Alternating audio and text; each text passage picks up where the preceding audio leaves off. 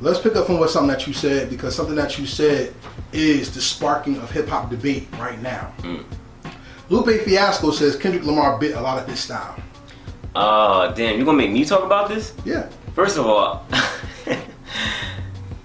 everybody say that I sound like Kendrick Lamar, but I was rapping like that before I heard of him. So I feel like still, no matter down the line, I have the same vocal inflection of him. I understand that. So that's gonna keep being talked about. Me and Kendrick Lamar are 9 times out of 10 gonna end up being good friends. And as far as Lupe Fiasco, I met him technically met him twice, but I still want to. I want to have this conversation with him, but I don't want to be like an interviewer if I ever get to become cool with him like that. I'll be the dude to interview. No hey, problem. Yo, I would love to meet Lupe Fiasco. Oh man, when I met him, he said the funniest thing to me because I was really emotional. That dude changed my childhood. He's one of the people that really made me feel like, yo, I can do this. There's room in rap for me. And I got really emotional. He said, yo, if you cry, I'm gonna smack you. And I legitimately was just like, I laughed, and I was just thinking like, yo, like, I'll feel so like messed up inside of Lupe Fiasco because I'm like, yo, like, I loved you, bro. Like, what like, my brother, like, come on. But anyway, Kendrick did get some things from Lupe Fiasco, but not everything, because I'd be pissed off if somebody said that I stole a lot of stuff from Kendrick when I got everything more so from people that he's inspired by, such as Eminem, Andre 3000, and Lupe Fiasco. The funny thing about what you're saying is, though, that Lupe Fiasco is the precursor of the J. Cole Kendrick run. Yes. And yes. Just like Nas is the precursor of the Biggie Jay-Z run, even Redman, usually the person who starts it doesn't get the respect. And plus he's on a shitty label.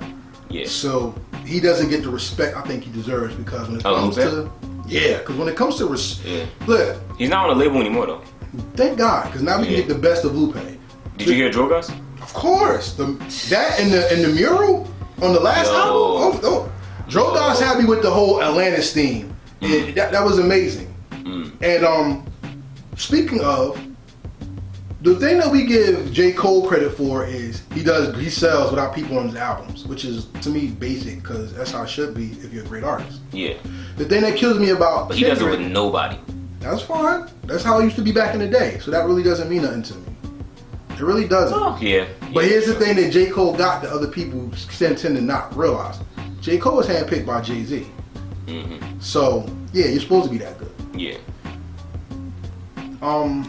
Lupe Fiasco was handpicked by Jay-Z. You're supposed to be that good. Yeah. Look who you're coming behind.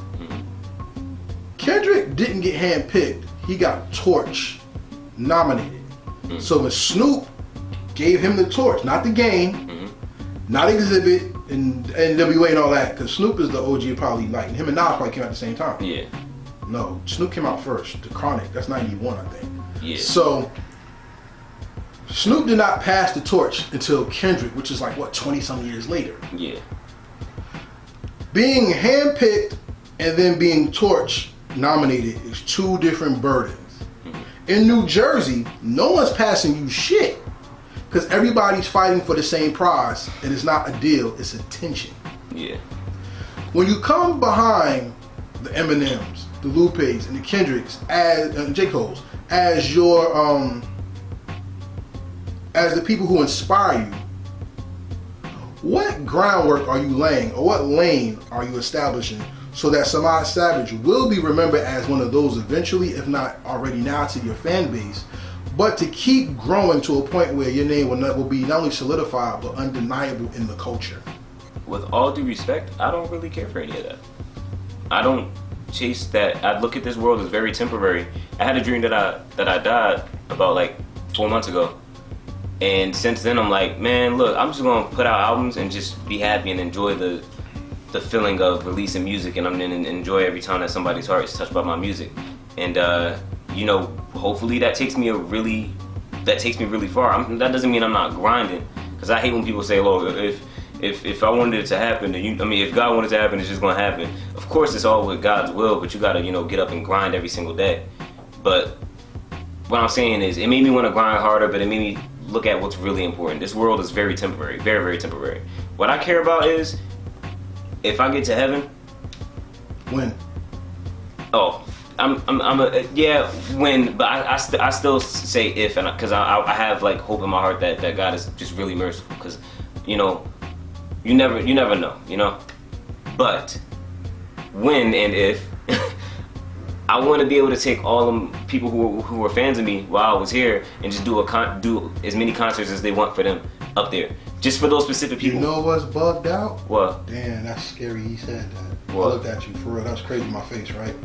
Yo, I had a dream one day years ago that I went to heaven and I was in the football field and it was a concert. Oh, it's nice. And then I was like, imagine, and I say this all the time. We can't even get people to come together to agree on anything.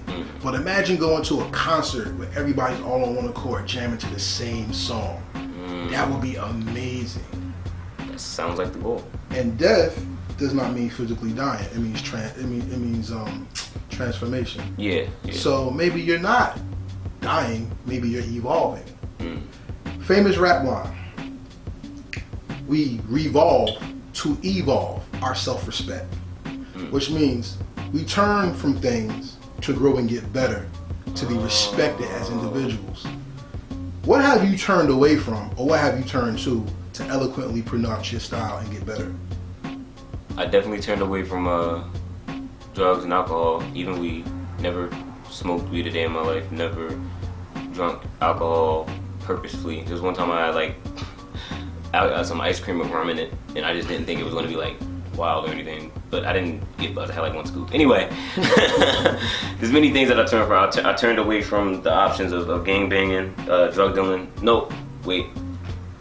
This isn't snitching on myself because I didn't do nothing crazy, but it was one time I sold what is it called? Promethazine. Okay. But drug dealing. All right. But I would never rap about that because I'm not trying to promote that. Good. But what I'm saying is there was one time that I did that one time. By the way, just something I tried. I felt like a shitty person immediately after, and felt like this can't like be what I'm trying to do. I'm trying to save the world, but for money, I was willing to do that. Nah. So then, you're a conscience-driven person, and unfortunately, in today's society, the conscience, the moral, the indication of life is becoming something that's slowly being rotted away in our school system, in our society, on television. A woman that looks good can take pictures, perch, curve, and be popular. But the woman who busts her ass going to work to take care of her family is just regular and gets no respect. And understanding that makes you a weird kid because you're going against the norm. What is the power of a weird kid and what can they do? Yo, I love your questions. What is the power of a weird kid? The power is that you can do literally anything. Like, it sounds weird if I say it like this, but the only thing that's ever going to be able to stop you is God. Only thing. Now, I understand that's intimidating because God is God, but but what I mean by that is if God wills it to happen, nothing can stop you. There's absolutely nothing. I can walk dead center in the middle of the highway across the street, and if God doesn't feel like that's my time to go, I'm not going to die. You know what I'm saying? So that, with that analogy and that like thought, I think, man, I was afraid to mention things like the Rockefeller family and the Rothschilds family, but I mentioned that on my new record because it's like, so what? They can't touch me unless God will it. Like, I used to be scared of so much stuff, but now I'm just like, man, when it happens, it happens. You know what's dope about what you just said? We're going to take God out of it for a second and go into a societal part of it. Okay. Back in the day, when I was young, I'm not a kid anymore, but sometimes I still wish I was a kid. Shout out to Amir. but back in the day, especially when I was younger, the weird kid was the outcast. So if you like comic books, you weren't cool. If you weren't into sports, you weren't cool. You had to talk to a certain girl. You had to live a certain lifestyle. And then the weird kids became the leaders of society. Apple came out. Microsoft came out. The military took the weird kids and brought out the communications department, cell phones. Yeah. You know, YouTube was invented. Facebook came. Mm-hmm. Or was it before Facebook? Black Planet came. Mm-hmm. You know what I'm saying? And then the people who were weird start making the rules. Mm-hmm. So then the X-Men became the leaders of society. Yeah.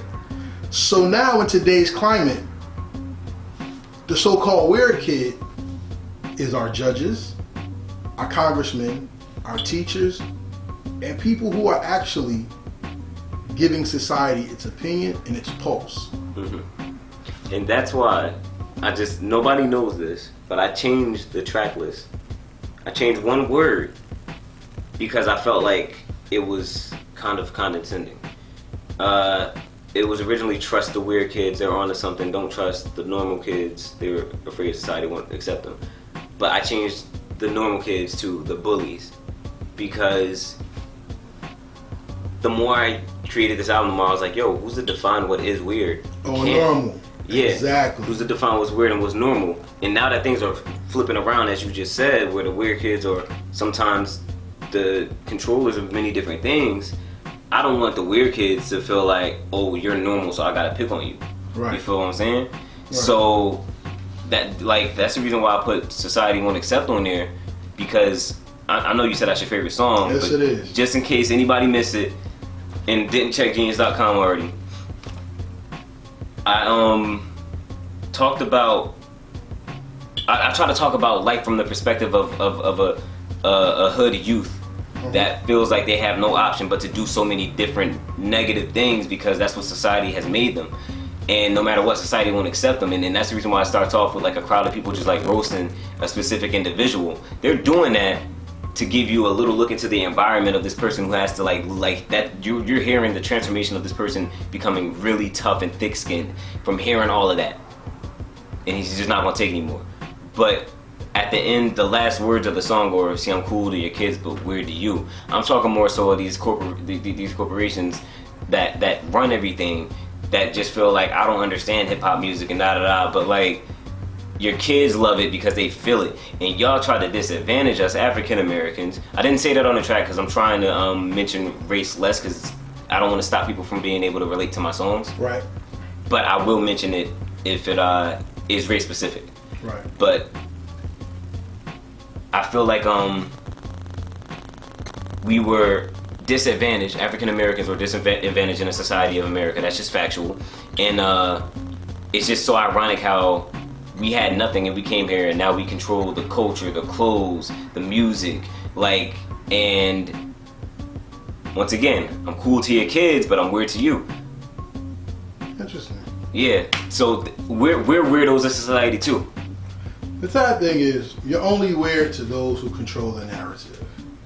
And what's weird to some is normal to others. Exactly. And the thing about what makes this album interesting is you have to define what's weird as you listen to it. Mm-hmm. So if you're fully not engaged, you miss the point of the album. Exactly.